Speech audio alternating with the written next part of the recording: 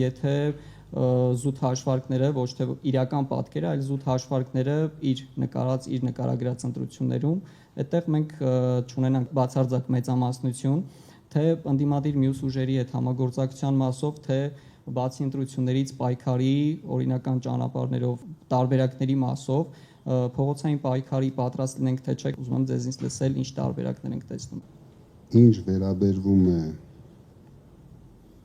հաղթանակին այս ընտրություններին, ու համենայն դեպս թե ես, թե մեր թիմը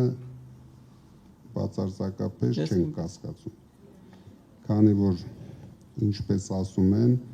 բոլոր սոցիալական հարցումները ցույց են տալիս, մենք լավ տիրապետում ենք իրավիճակին, մենք լավ առաջ են գնում եւ հույսով եմ ընտրության օրը կունենանք մեր ուզած բացարձակ հաղթանակը, նույնիսկ առանց կոալիցիաների։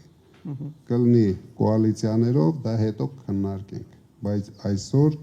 մենք նույնիսկ չենք ուզում քննարկել այդ հարցը, որովհետև մեզ պետք է լուրջ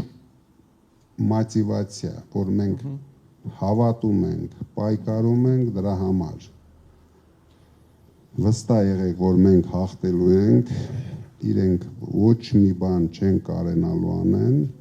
քանի որ արդեն 10 ամիս է իրենք ամեն ինչ անում են։ Իրենց մոտ ոչ մի բան չի հաջողվում։ Նույնիսկ Գոհարին ձերբակալեցին, բան չստացվավ մոտները։ Որովհետև մենք ունենք պայքարող թիմ, անվախ թիմ, համառ թիմ, իսկ եթե հանկարծ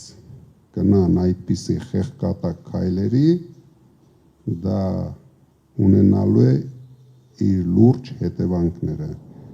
Դուք մեզ լուրջ օգնելու եք։ Բնականաբար միշտ պատրաստ ենք, ոնց որ ասել եք 24/7 ռեժիմով։ 24/7 ռեժիմով պայքարելու ենք։ Ես ձեր վստահ խոսքն եմ, շնորհակալ եմ։